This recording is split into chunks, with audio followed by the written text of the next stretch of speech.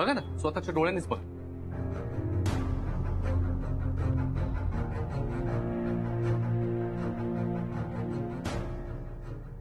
Ma'am, कंपनीच्या अधिकाराचे papers नाही आहेत, कॉन्ट्रॅक्टचे पेपर्स आहेत.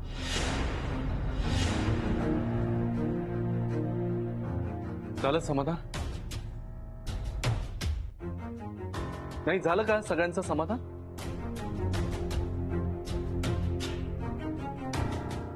पाहिलं नाही, काहीतरी कुणाचं तरी भलं करायला जावं तरी विश्वासघातकीपणाचा ठपका माझ्यावरच. नाही ठीक आहे, त्याच्यात तुमची काही चूक नाही, कुणाची काही चूक नाही तुमची. उलट माझ्या कर्माची शिक्षा मीच भोगायला पाहिजे. त्यामुळे राधिका, माझं जे काही चुकलं त्याबद्दल तू मला शिक्षा प्लीज. माझं जे काही चुकलं मला शिक्षा तू खरं सांगत. आई एक मिनिट.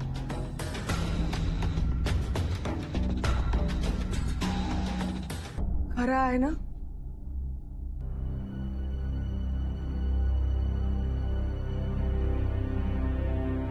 कंपनीच्या भल्यासाठीच यांना हे केलं ना?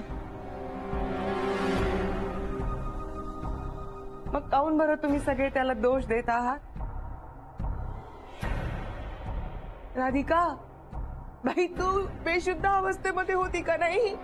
तेव्हा कंपनीच्या भल्यासाठी त्याने हे सगळं केलं ना. कंपनीच्या भल्यासाठीच त्यांनी अशा सह्या केल्या का नाही? बरोबर ना?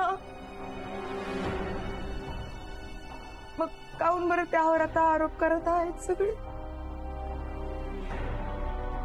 सरिता, नाही तुम्ही थांबा. सारखे सारखे दमदाटी करून तुम्ही मला गप्प बसवत आला. आज मी बोलणार आहे.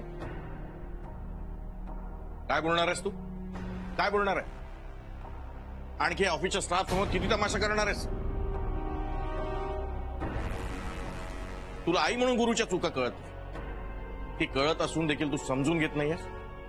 एक ध्यानात ठेव सरिता, आई म्हणून तू आपल्या लेकाला किती पाठीशी घातलंस ना, तरी बाप म्हणून मी याला चांगलं ओळखतो. हा अजूनही खोटच बोलतोय. हो ना, तुम्हाला तर तुमचा पोरगा कधी खरा वाटतच नाही ना. कसा वाटणार? काहून बरं असे वैऱ्यासारखे वागत आहात? ओ पाहिलं ना, आता सिद्ध झालं आहे ना. ओ ही सगळी माणसं आपल्या गुरुसाठी परकी आहेत. पण गुरु तर तुमच्याच रक्ताचं आहे ना, तुमच्याच पोटचं पोर आहे ना. मग अरे पोटचं पोर आहे म्हणून काय? बाबा,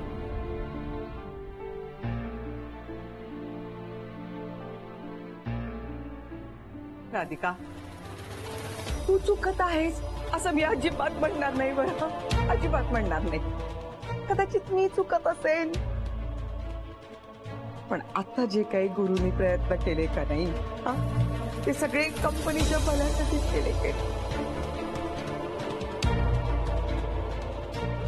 मी तुमच्या सगळ्यांसमोर हात जोडते आई, आणि कळकळीची विनंती करते. बरं,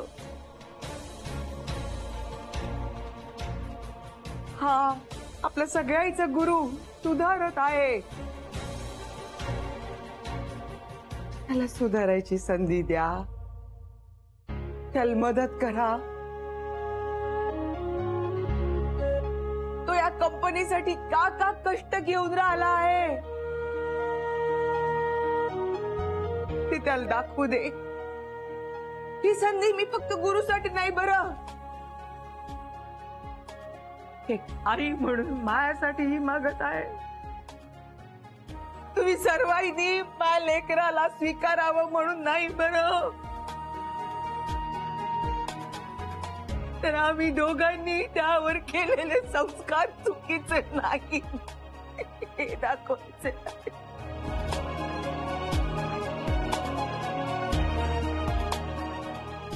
एक संधी द्या. तुम्ही सगळे मित्र आहात का नाही? ते आनंद, जेनी, सौमित्र पानवलकर सगळे मित्र आहात ना? त्याला एक संधी. हा बरं सौमित्र, बोलायचा का नाही सौमित्र? गुरु आपला मित्र आहे. तो आता पूर्वीसारखा नाही राहिला, बिघडला आहे.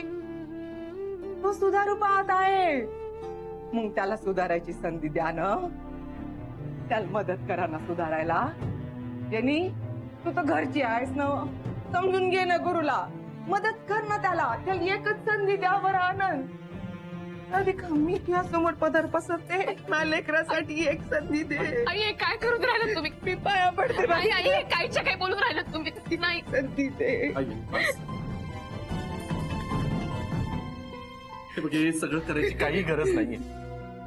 नाही, ठीक आहे, माझ्या कृत्याची शिक्षा मलाच झाली पाहिजे ना. मी स्वतःला शिक्षा करून घेतो ना, ती देत नसेल तर. नाही, मी स्वतःला शिक्षा करून घेतो. घे. नाही, नाही, आई, नाही. नाही ना रे, गुरु, असं नका करू नका. मला- बास झालं. दिली तुम्हाला संधी. सुनबाई,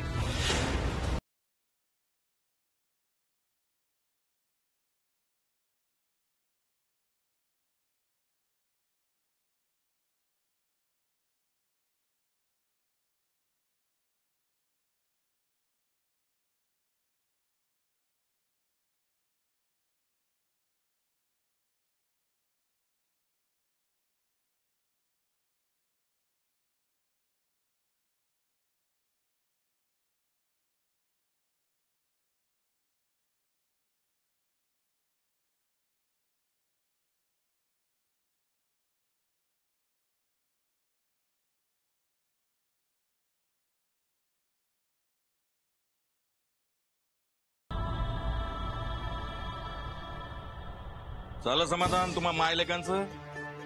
झालं का? छान शोभा केली सुनबाईची अख्ख्या स्टाफ समोर. वा, किती किती परीक्षा घेणार आहे का सुनबाईच्या सहनशक्तीची, तिच्या चांगुलपणाची? आणि किती दिवस आपल्या मायेच्या पदराआड आपल्या या लेकाला लपवणार आहेस तू? नाही लपवणार आणि त्याला वाचवणारही नाही. मी राधिकाला वचन दिलाय. फक्त एकच तर संधी मागितली ना मी. ए गुरु, मॅडोक्यावर हात मॅडोक्यावर हात ठेवून वचन दे. मला वचन दे, या संधीचं तू सोनं करशील. तू कधीच खोटं बोलणार नाही. तू कधीच कोणाला फसवणार नाही. आई, तू घे बर, घे बर. तुझं नाही ना घेतली शपथ, पहा बर, पुन्हा तुझी आई तुला दिसणार नाही. आई, ये ना, ताग मागून आला. अरे कर नाही त्याला डर कशाला रे? हा, घे ना आईची शपथ, पण नाहीच घेऊ शकता. कारण आहे, तू परत परत त्याच चुका करणार. चाल बर गुरु, हेच मला ऐकायचं नाहीये. हेच ऐकायचं नाही मला गुरु. घे ना शपथ. आई, मी शपथ घेतो. माझ्या हातून ही अशी चूक परत कधी नाही घडणार, खरंच.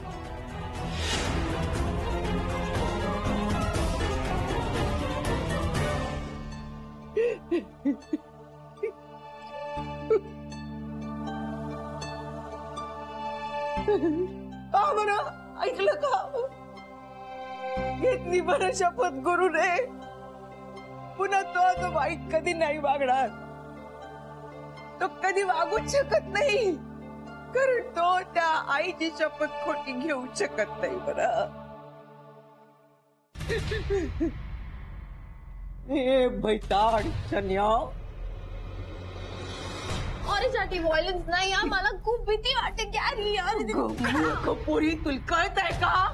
तूच या सगळ्याची जड आहेस. त्यामुळे माझ्या पोराच्या संसाराला कीड लागली. तुला काहीच वाटत नाही का ग? निर्लज्ज उठवळ. त्या आनंदीला कामावरनं काढू का बरं? ती ब्याज इथं नकोय. ती परत जर का गुरुच्या आसपास दिसते तर लक्षात ठेव, तंगडच तोडीन तुला आणि हातात देईन. ती गाठ माझ्यासोबत आहे. गॅरी काय म्हणतात सांग ना यांना. आईला तर शिक्षा झालीच पाहिजे. हीच आहे जिने राधिका वहिनींना खोटा फोन केला होता की अथर्वचा ऍक्सिडेंट झालाय म्हणून.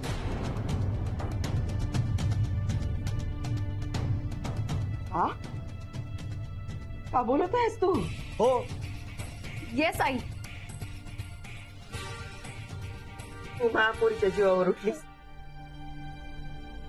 तू फोन करून राधिकाला बोलावलंस. हो, मी कॉल केला होता. अनया, पण मला तिचा रिव्हेंज घ्यायचा होता म्हणून मी कॉल केला होता. मस्तीमध्ये हे सगळं घडलं.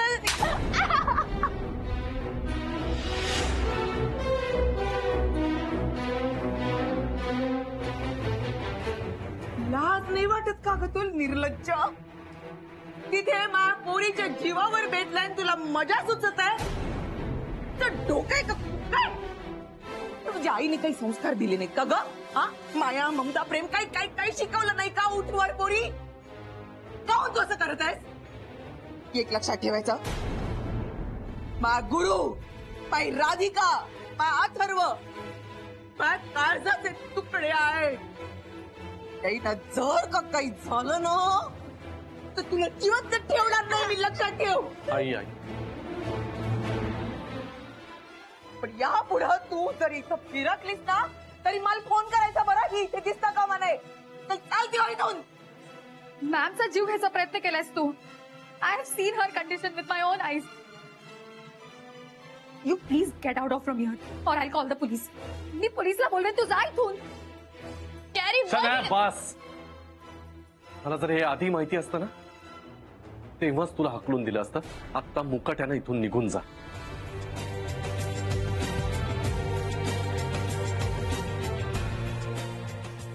नाही.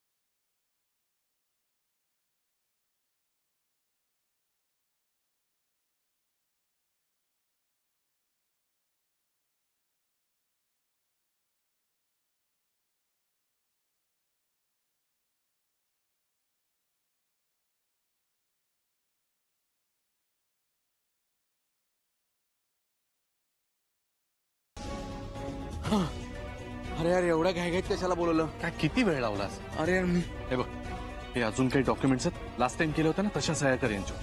अरे पण एकदा सह्या केल्यात ना आता. हे वेगळे डॉक्युमेंट्स आहेत, कर यांच्यावर सह्या. अरे यार काय सह्या करायची? कोणाची सही करायची आहे? तुझी का? हा. राधिका सुभेदारची सही कर, राधिकाची. अरे पुन्हा कशाला करायची राधिकाची सही? राधिका आणि तिच्या गँगला वाटतं ना ते खूप स्मार्ट आहेत. गुरुनाथ सुभेदारला हरवणं एवढं सोपं नाहीये.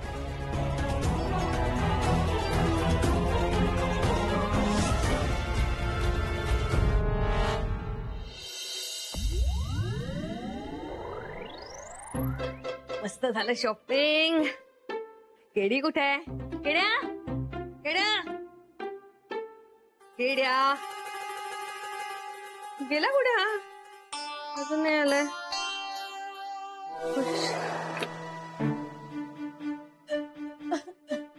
शनाया काय झालं? रडते काय आहेस? अगं काय रडतेस? बर चल, बरं चल बस इकडे. मला सांग काय झालं ते. बस. काय झालं? मावशी, गॅरीला काय झालं?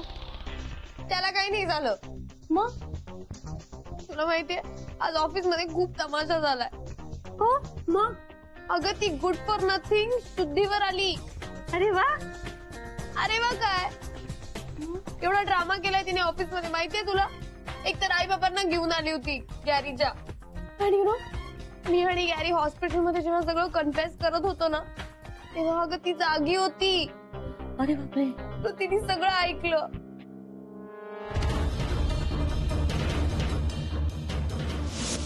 राधिका तू बेशुद्ध होतीस ना तू? राधिका वहिनी केव्हाच शुद्धीवर आल्यात हे फक्त तुला, शनायाला आणि आयलाच माहित नव्हतं. ज्या दिवशी हॉस्पिटलमध्ये तू आणि शनाया तुमच्या पापांची कबुली देत होता ना तेव्हाच त्या क्षणी त्या शुद्धीवर आल्या आहेत. तुमचं आणि शन्याचं बोलणं मी पूर्ण ऐकलं. आणि आता राधिका मला पण पोलीस कस्टडीत देईल बहुतेक. पोलीस कस्टडीत? बापरे. मग केड्याला सुद्धा पोलिसात देऊ शकतात. मला केडाला सांगायला पाहिजे. मावशी अगं ऑफिस मधली काही माणसं केडाला पकडायला निघाली होती. बापरे, मग आता काय होणार केडाचं? काय होणार, आतापर्यंत ऑलरेडी त्याला पकडलं पण असेल. अरे देवा, केडाला भेटायला पाहिजे, आपल्याला बघायला पाहिजे तो कुठे आहे ते. हो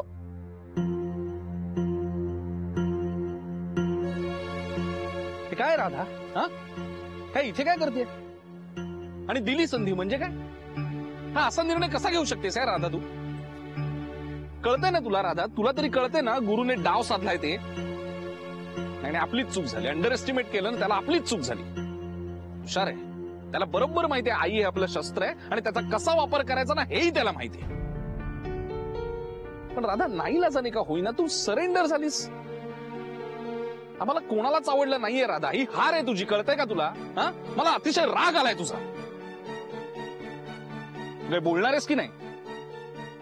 राधा बोल काहीतरी. काय करायला हवं होतं मी सौमित्र? एक आई माझ्या समोर उभी आहे आणि ती हात जोडून विनंती करते, आपल्या मुलासाठी संधी मागते. अशा वेळेला मी काय करायला हवं होतं? तू बघितलीस ना आईंची अवस्था काय झाली होती ती. मी पाहते त्यांना अनेक दिवस अनेक महिने, खाण्यापिण्याचं भान नाहीये त्यांना, झोपेचं भान नाहीये. एवढं सोड औषधही वेळेवरती घेत नाहीत त्या. सौमित्र, मी आईंना नीट ओळखते. त्यांच्या मनात कुठेतरी आहे आपला मुलगा चुकतोय, पण तरी सुद्धा माझ्या समोर त्या हात जोडून उभ्या होत्या, आपल्या मुलासाठी संधी मागत होत्या. आणि फक्त मुलासाठीच नाही तर त्यांच्या आईपणासाठी संधी मागत होत्या त्या. मग काय करायला हवं होतं मी? म्हणून दिली संधी त्यांना. हे बघ राधा, हे बघ सौमित्र, आता तूही लक्षात ठेव, मला कुणाशीही लढायचं नाही. ते ऑफिस नको, काही नको. मी बरी आणि माझं घर बघ. सिरियसली राधा? हा एक मिनिट, मग हा सगळा अट्टहास कशासाठी आहे? हा राहायचं ना गृहिणी म्हणूनच राहायचं मग. हो आवडलं असतं ना मला खरंच आवडलं असतं. मी सुखी होते, आई म्हणून बायको म्हणून मी सुखी होते. पण यांनी अर्ध्यावरती डाव मोडला, माझी जागा एका दुसऱ्या मुलीला दिली. त्यांना असं नेहमी वाटत होतं की मी बायको म्हणून यांच्या लायकीची नाहीये आणि मला हा गैरसमज मोडून काढायचा होता. म्हणून हा सगळा अट्टहास होता. पण यांना कशाचंच सोयर सुतक नव्हतं, कशाचंच नाही. यांना फक्त तीच हवी होती. मग मनाशी वाटलं की हे आपण का करतोय, कुणासाठी करतोय? पण हे सगळं अथर्वसाठी करायला हवंच होतं ना. अथर्वसाठी, त्याच्या शिक्षणासाठी, आई बाबांसाठी. आणि एवढंच नाही तर माझ्या अथर्वला फक्त आई नाही, त्याच्या वडिलांचीही गरज आहे. म्हणून यांना जोडण्याचा प्रयत्न करत होते. पण यांना कोणीही नकोय, अगदी अथर्व सुद्धा नको होता. सौमित्र, तू सांग, कुठे चुकलो रे आम्ही? काय चुकलं माझं? मला असं सतत वाटत राहिलं आपण कुठेतरी कमी पडलो, काहीतरी चुकीचं वागलो, आपल्यातच काहीतरी उणीव आहेत, म्हणून हे सगळं झालं. पण त्यावेळेला मी या गोष्टीचा विचारच केला नाही की यांना माझ्याबद्दल ना प्रेम वाटत ना आत्मीयता वाटत. म्हणून आता थांबावंसं वाटतं. मला काही नकोय सौमित्र, खरंच काही नकोय. आणि यांना काय हवंय ना ते घेऊ दे. काय हवंय यांना? स्वतःचं ऑफिस हवंय, आपलं पद हवंय, घेऊ दे ना त्यांना. दुसऱ्यांवरती हुकूमत गाजवायची ना, गाजवू दे. काय करायचं ते करू दे यांना. मला काही नको. काय बोलतेस तू राधा? भानावर आहेस ना तू? कोणावर हुकूमत गाजवू दे? तुझ्या या सगळ्या सच्च्या साथीदारांवर, ज्यांनी तुझी सोबत केली आहे इतका वेळ. राधा, तुझी माणसं आहेत ती, तुझी.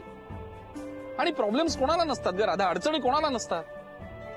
श्रेयस, आनंद, त्यांचं लग्न व्हायचंय अजून. पानवलकर सरांना त्यांच्या मिसेसवर इलाज करायचा आहे. जेनीला तिच्या आईची काळजी घ्यायची आहे. सगळ्यांनाच प्रॉब्लेम आहेत. आणि तरी ते सगळे तुझ्या सोबत उभे आहेत ना राधा. सगळे तुझ्यावर अवलंबून आहेत आणि तू अशी वाऱ्यावर सोडणार आहेस सगळ्यांना. त्रास कुठे नसतो ग राधा. सगळीकडे हॅरॅस करणारी लोक असतातच. इथे तुझा नवरा आहे, गुरु त्रास देतो, पण म्हणून तू तुझी लढाई सगळी. बास ना सौमित्र, बास ना आता. काय लढाई नकोय मला काही. मला काही कोणाशी लढायचं नाहीये. ज्या नवऱ्यासाठी इतका अट्टहास केला तो नवरा आपला कधी होणारच नाहीये हे म्हटल्यानंतर हारायला नाही का होत. म्हणून नकोय मला काही. मला ती जिद्द नकोय, तो अट्टहास नकोय, काही नकोय. नको ते ऑफिस, काही नकोय मला. बस झालं आता. मी उद्यापासून ऑफिसला जाणार नाहीये. मी घरी असणार. राधा नाही, मी वरील माझं घर बरं सौमित्र.